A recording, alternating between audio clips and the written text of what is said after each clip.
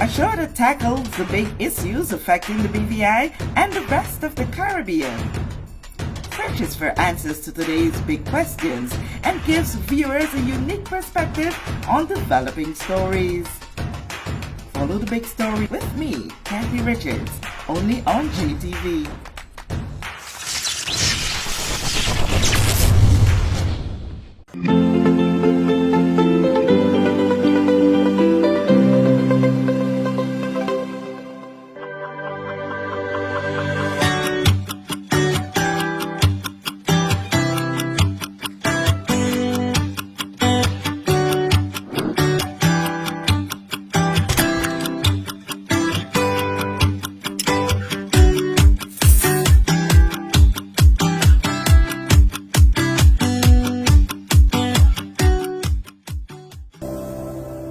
So good afternoon, Dr. Titley. We know that Spring Bay has been closed for a little while, and I am so pleasantly surprised at the enhancement that I'm seeing here. This is one of my favorite. This is my favorite beach on Gorda, I must say. Sorry for those who would say otherwise about the Bahats, but this is my favorite. But tell us what's been going on here. Okay, so we had to close the beach. This particular beach is a favorite for Virgin Guardians, other BVI landers, and a lot of the tourists. It is not as heavily used as the Bahats, but every time we would have strong intermittent rainfall events, the water would come down through the path and from the adjacent property development on this side.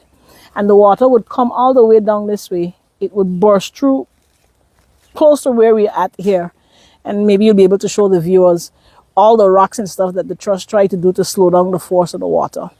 It was so bad last May that a wall that was constructed by Lawrence Rockefeller when he owned Little Dix Bay Resort, that the whole wall collapsed and we had to build it back in. Now, I know a lot of people were like, oh, it's just a backhoe fix. No, it wasn't just a backhoe fix, because this is something that was happening even before 2017. And to be honest with you, I don't believe in Band-Aid fixes. I believe in fixing it the correct way. And so as an environmental consultant, I made some recommendations to the board.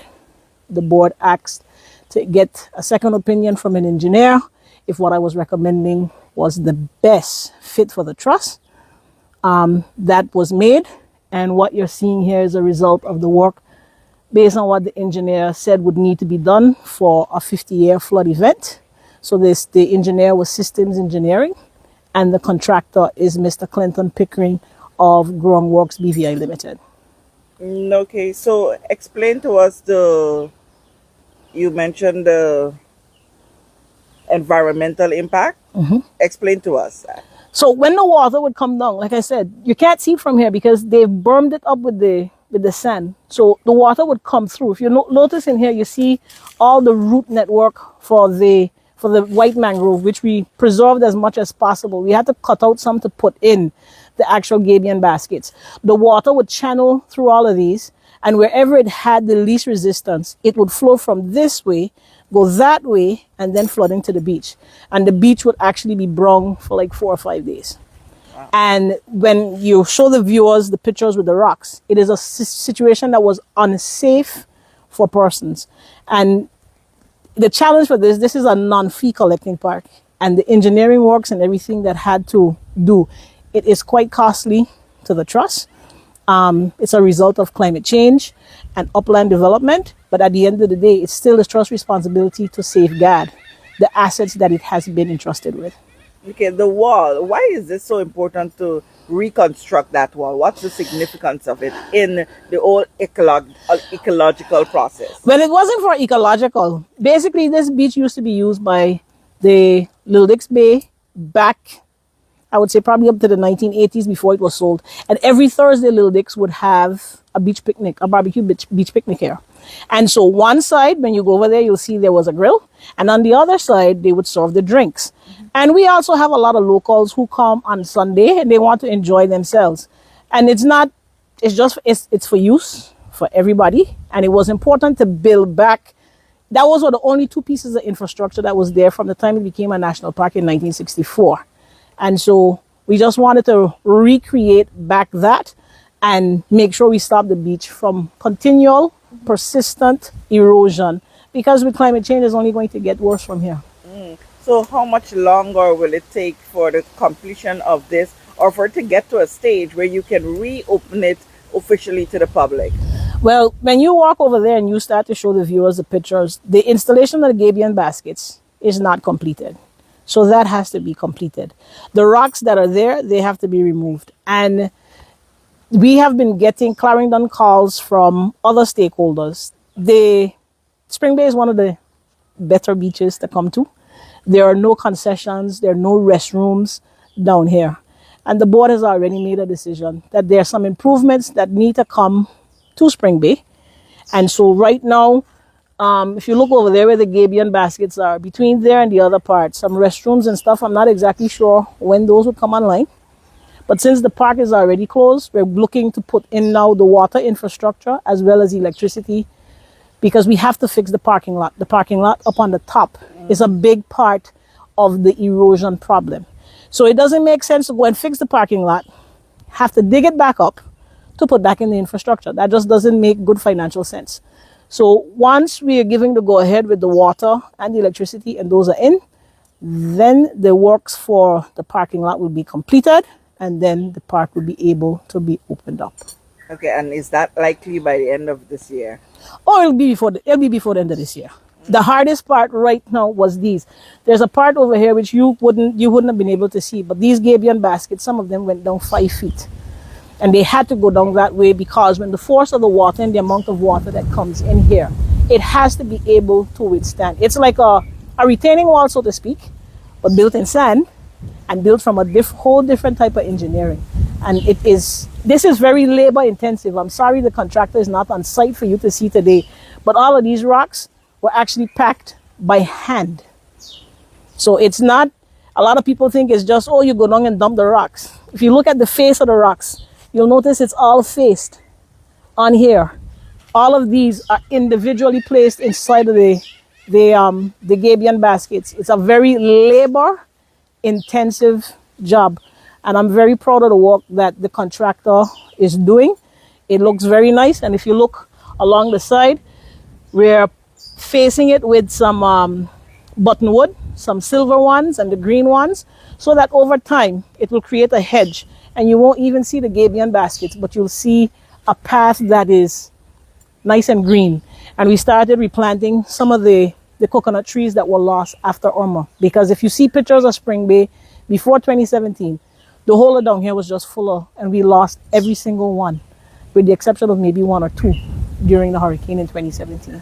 So how assured are you, based on the landscape of this area? You're coming from an elevation, and you come down gradually. Mm-hmm. How assured are you with the new system that is being created here that we would not have such an extensive erosion issue again? I will be honest. Tortola didn't have the rain, but Virgin Gorda had the rain. I was here on Friday, I was here on Sunday. And the water stayed on that side. It didn't even make it all the way down to the bottom. I am fairly confident that the work that was done by the contractor and that which was recommended by the engineer, because there's a breakwater up on the top as well to break down the force of the water. And what he also hasn't finished, there's a drain from there. So the water that's coming from the top will now be redirected in here so that it doesn't come down this way. So if you notice, I told you to the top we had like a breakwater. So there is a natural waterway that comes from that particular development. And so water comes from there, and water also comes, what he did is the water would actually come between those 2 rocks. Mm-hmm. So what we're going to do is we're going to trench it on this side. We don't want to disturb the rocks. We want to leave the rocks. Uh-huh. And the water now, he's going to dig down, and there's going to be a pipe that comes directly in the catchment area. Oh. So that the water stays on that side. Okay. Mm-hmm. So this is here to break the force of the water coming from here, allowing some to filter out, and then the rest to go that way. So when the water goes inside, if you notice that, you'll see the tracks. The water starts to divert in many different areas. And that was the whole plan. Spread the water out so that it would slow down, and it would, by the time it starts to slow down, some of it is going to be absorbed, and this is from this all the way down to the berm of the beach. Okay. Something else we're doing, and I forgot to say that, but we already started installing the water tanks, but you won't be able to see it. Okay. So we started putting in the infrastructure. We have a lot of plants that we're putting. We want to make sure they have enough water so they don't die. Some of them, bougainvillea is not a native plant, so it's going to need water. But this one over here, the cactus, all of those are fairly okay. That and the sandbox, all of those are native. We try to replant the area with more native trees. But in the event for things like bougainvillea and some of them that are not native, they're going to need water. So we already built the base, and we have about 3 1,000-gallon tanks up there. And we're building when you walk up closer, you'll notice there's going to be a fence around. So you won't even see it. And there's enough space in there to put in a pump and an air tank to make sure we have pressure. Yeah. But it will solve the function in what it was supposed to do.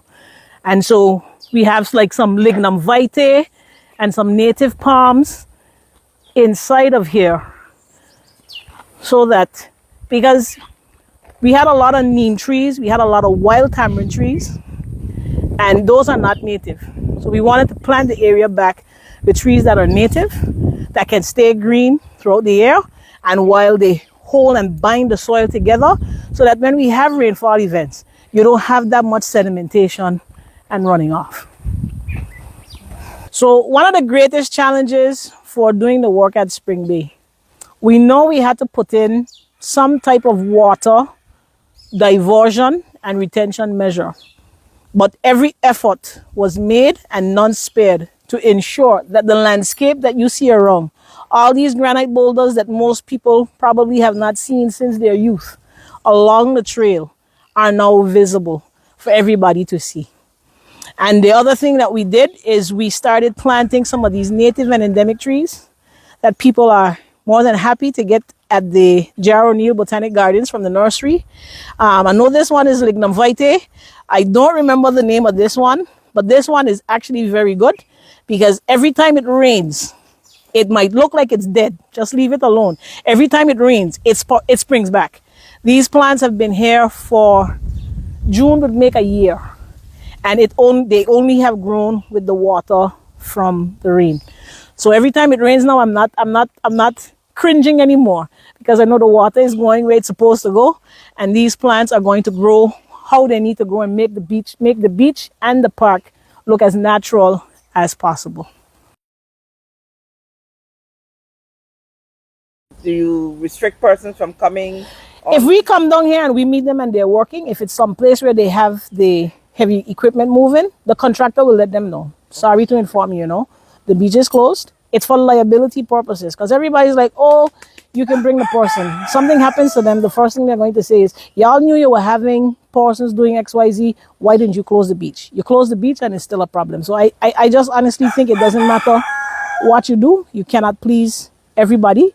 My job as a director is to make sure that it is fiscally responsible to remove the liability from the trust while doing the work that needs to be done. Awesome. Any other works for the mangrove preservation and probably any for the planting or replanting of mangroves around this? Well, in here, the only one that it has is the white mangrove. And we were very adamant with the contractor to just shave back what is needed. So all of these mangrove trees have been here all the time. Now, there's some other work that I'll walk up and show you by the walkway that has also been done. There was a particular path on the path that would be a little, I would call it slippery, because Virgin Gorda is composed mostly of terrace. So when you would walk, your foot would slide. So we'll walk up a little bit and I'll show you where the So we have some steps, and then we have a stone pathway. So persons who are coming down now wouldn't have to fear about that at all, because we have removed those challenges for guests. So in this area here, you had to, usually before you had to walk down on the side. And it was in here is where some people would slip. So we built this wooden deck now. So persons will not have to trip and fall. And we realize the gum from this particular board is forcing its way up. You have to come because there's a stone walkway coming up as well.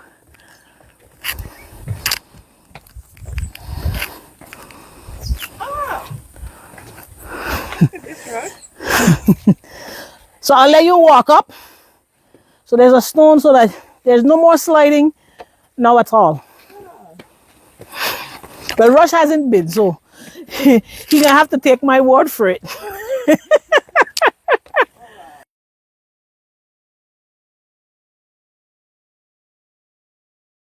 Did I hear you talk about fees for coming in here? Would that be ever instituted?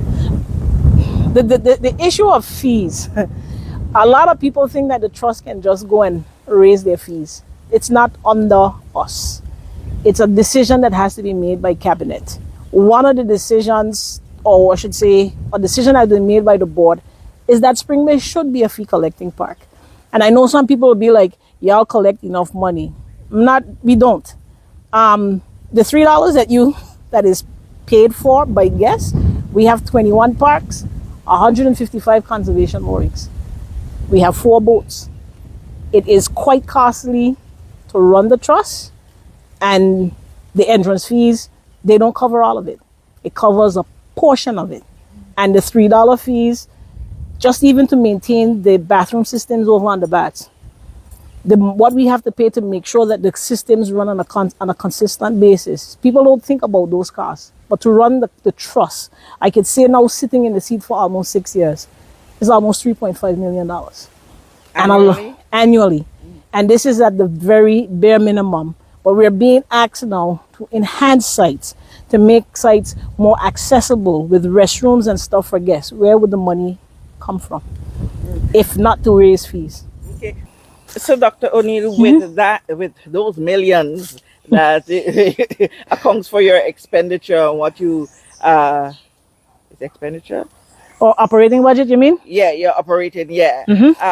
Of that, what percentage do you get as a subvention, if you get any subvention at all? We do get some government subvention. It's $71,500 a month, which is about 700 and something thousand dollars for the year. And so the rest of the funds has to be generated either by way of entrance fees, marine conservation permits, filming permits, what we sell in the gardens. So it is from a pool of resources that money comes in order to facilitate the work that we do. Because a lot of people talk about the tourism sites. Tourism is not even part of the trust mission. The trust mission is to preserve, conserve, and to protect natural and cultural and historical sites. It's nowhere in there it says tourism. So I always tell my staff, tourism is not our mission, but it is the trust business. The backbone of the BVI's tourism product rests on National Parks Trust. And we also get money from persons who have the territorial licenses to have moorings. So the government turned that over to us as to the monies that we collect from that when they're paid in order to make up for the shortfall. So like I said, there's different revenue streams. It's always a challenge sometimes though to collect the funds. We were having an earlier conversation, and I was made. You educated me on another possibility, another avenue that is open to you, where you can be making monies from these, and that is when we come to do shoots and films at these. By law, you are required to get a filming permit from National Parks Trust. If you do not get it, there is a fine of actually $10,000. And it is in the regulations. That's anybody. If you're doing something commercially, the correct thing to do is to apply to the trust and have them apply for a filming permit. That is the correct thing to do. Okay, what do you classify as commercial? If Some you're organization- advertising, if it's an organization, even if it's an organization, if it's an organization for something to promote something, we give a reduced fee because you're not expecting to make money off of it. If you're coming to do something like a swim, I don't know, a collection, a collection or something like that, that is commercial. You are making money off of that. And that is why it was instituted in the regulations. Now, the regulations have been in place since 2008. So it has nothing to do with me per se, but it is something that has been in place all the time. but never. It has been enforced, but a lot of people do not adhere to it. And when they're told about it, they get quite upset.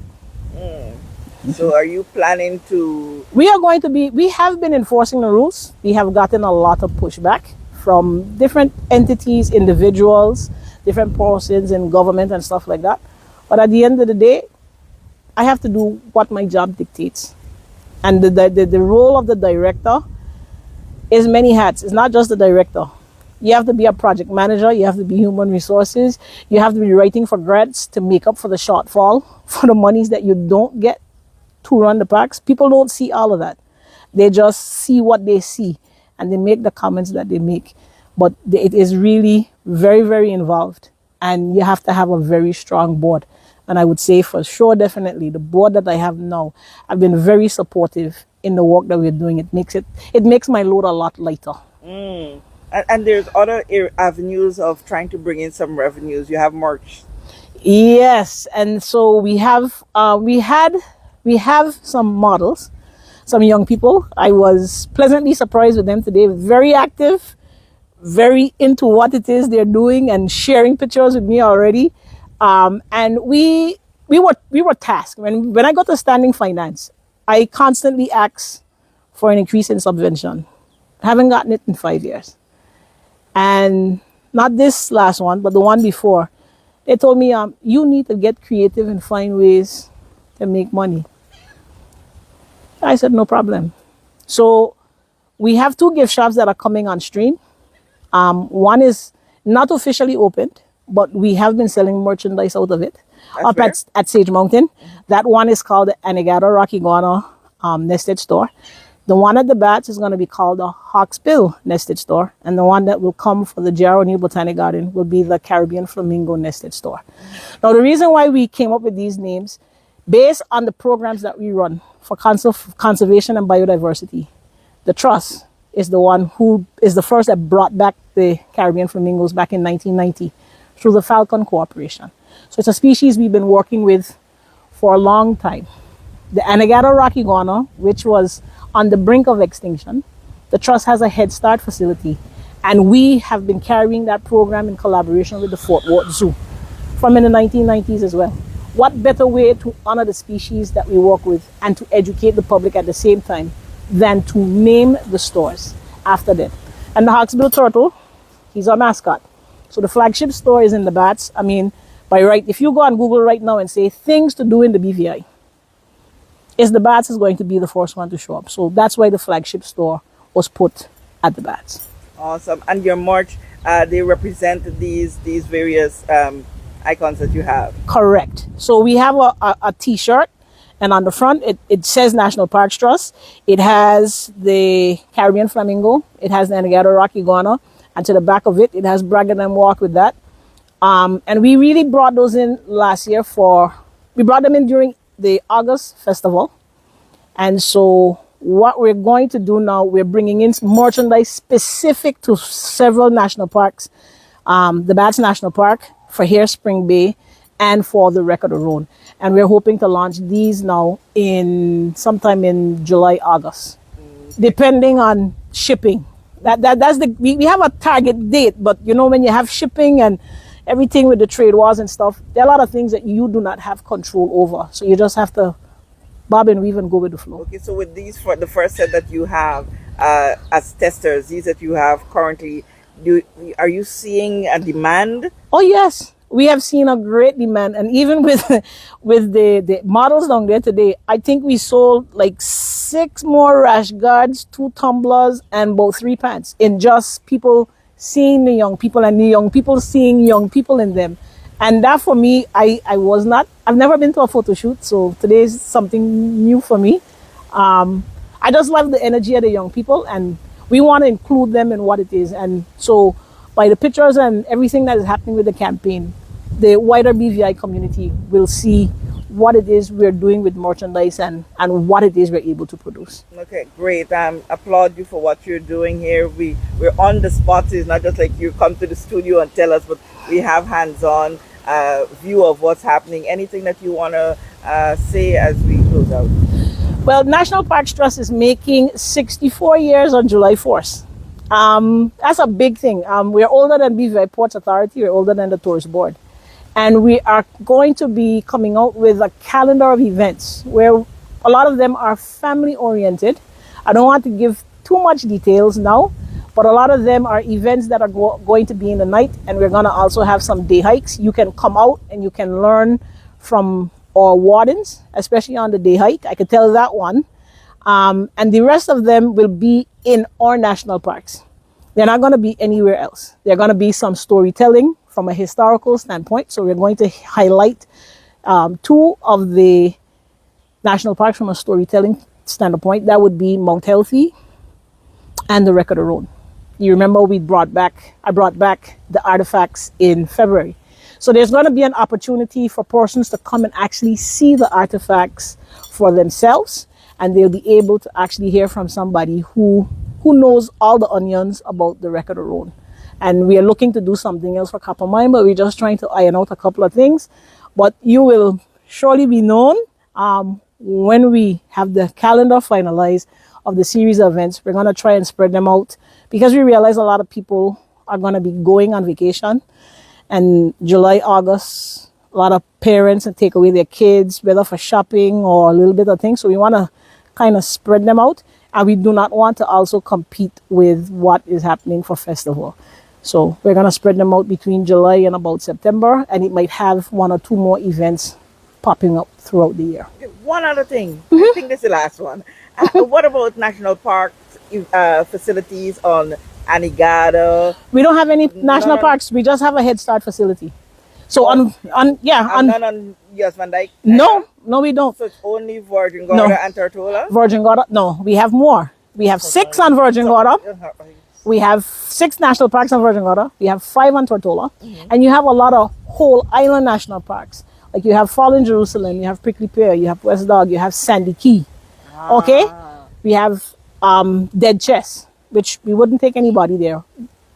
Great Tobago and Little Tobago, because the police use it as a firing range. We wouldn't really encourage people to go over there either. Dead Chest. Right. So we do have whole island national parks, but we don't have any national parks on Jos Van Dyke nor Anegada. They're the only 4 of the main islands that we do not have. The closest thing we have to that is the Head Start facility, where we raise the baby rock iguanas to a size where they can defend themselves against invasive cats. And once they reach that size and their condition is well, then usually around October when we have the holiday, that's when persons from the Fort Worth Zoo, Miss Kelly, I can't remember Kelly's last name, but Kelly comes down, and she should be actually here next week. She's bringing in some students from the US to help her do the work. So there's a lot going on for us right now, and we have more scientists coming in from New Zealand and from the UK as well. So it's just a busy time for the trust right now, to be honest. All right.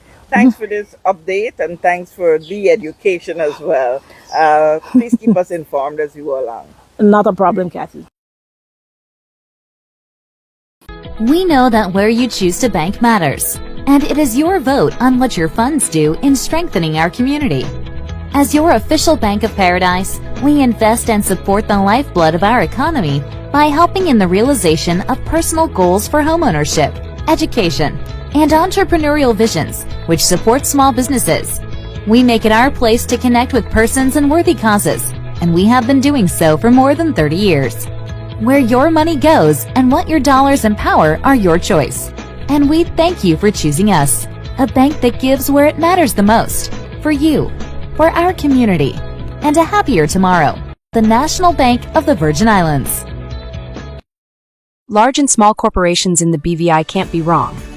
Bovi HR, a BVI-based integrated solution of employee timesheets, leave tracking, scheduling, employment letters, HR processes, pay slips, and tax reports, including NHI, Social Security, and Inland Revenue, will make your management of employees easier. While Bovi HR can cater to the needs of larger enterprises, it also works exceptionally well for small companies. To sign up, visit bovihr.com, that is BOVIHR.com, or call us at 342-9686.